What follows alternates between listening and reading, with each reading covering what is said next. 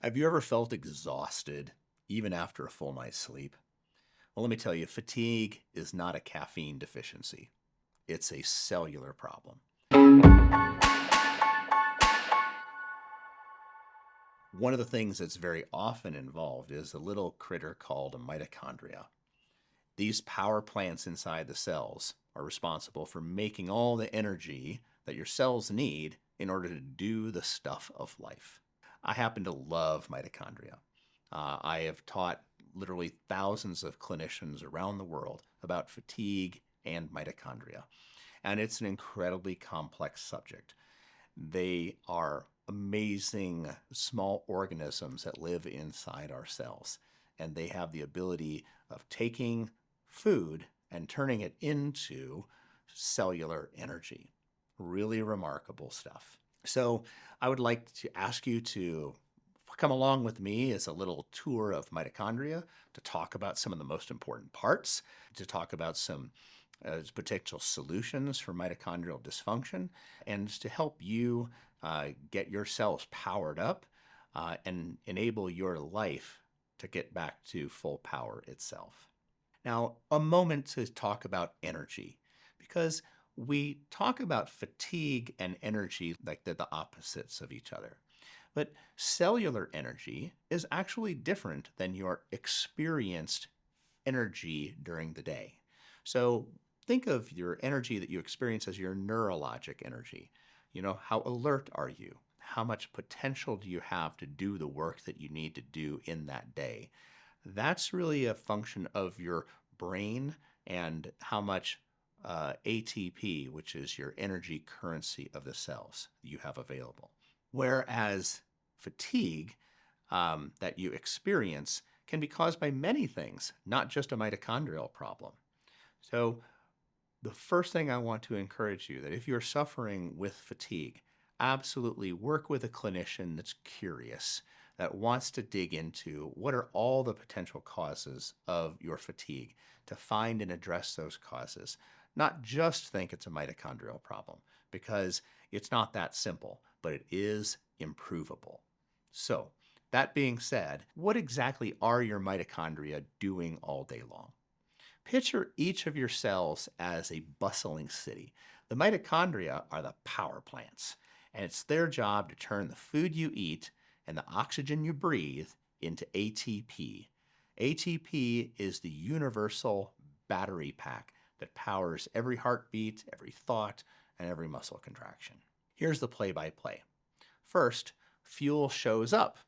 You eat carbs, fats, and protein, and they're funneled into one doorway called acetyl-CoA.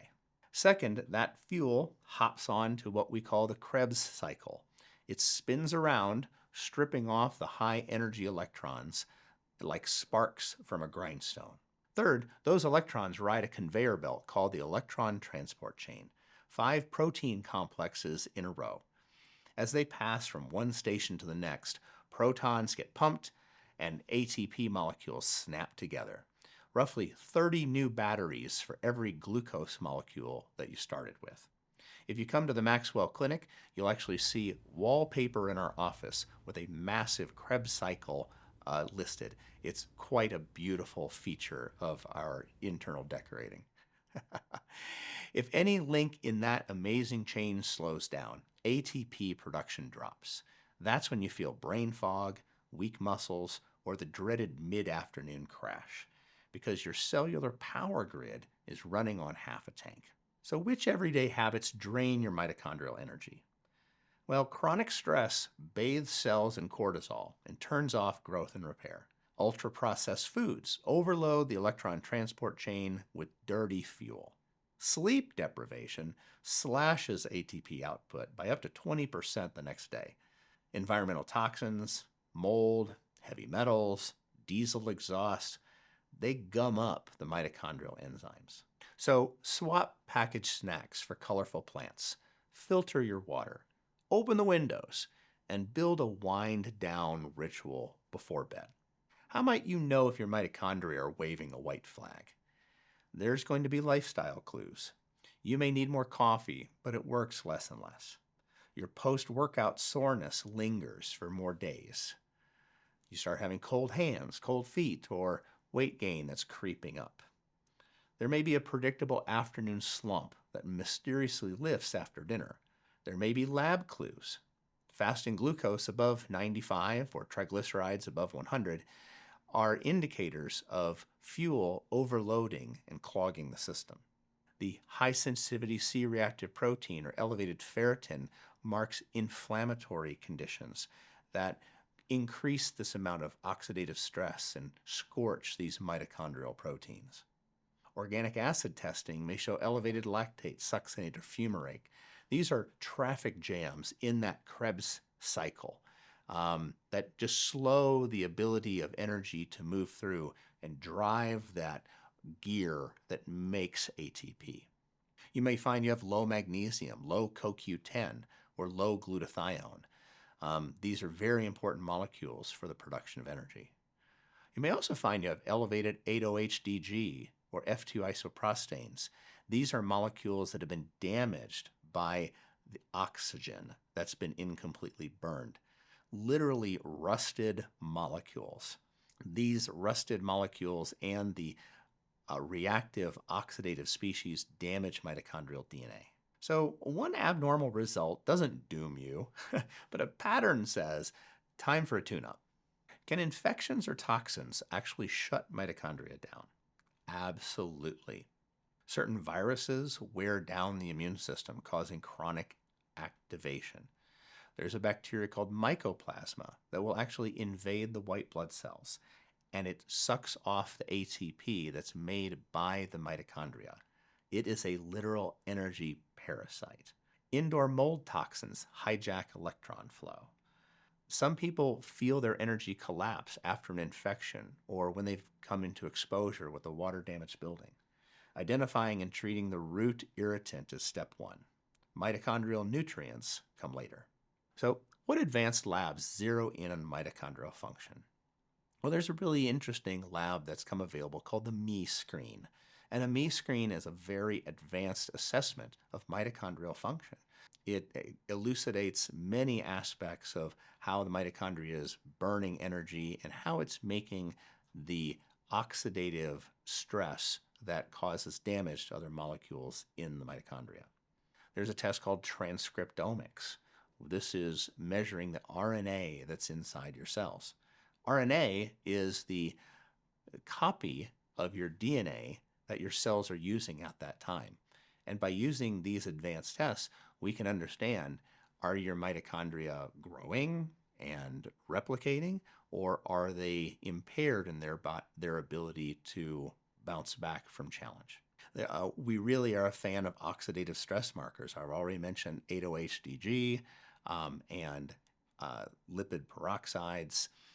These are great markers to see, are you damaging the molecules in your body from a misfiring mitochondria?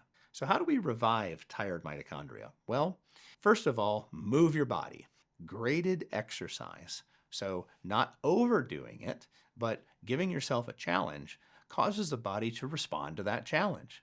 And one of the most important responses to exercise is mitochondrial resuscitation. Zone 2 cardio, 45 to 60 minutes, which is where you can still talk while you're walking. It multiplies your mitochondrial number. I'm also a big fan of brief, intense sprints, or what we call HIIT, high intensity interval training, which can be as short as 20-second bursts, 4 to 6 rounds. Those give a different type of a challenge to mitochondria, to which they respond with growth and repair. Strength training improves insulin sensitivity, which delivers cleaner and steadier fuel. Next, we want to feed the engines the right cofactors. Magnesium and B complex are necessary for the electron transport chain to do its work. CoQ10 keeps electrons flowing, and it's a very important antioxidant. Acetyl-L-carnitine ferries long-chain fats into the furnace.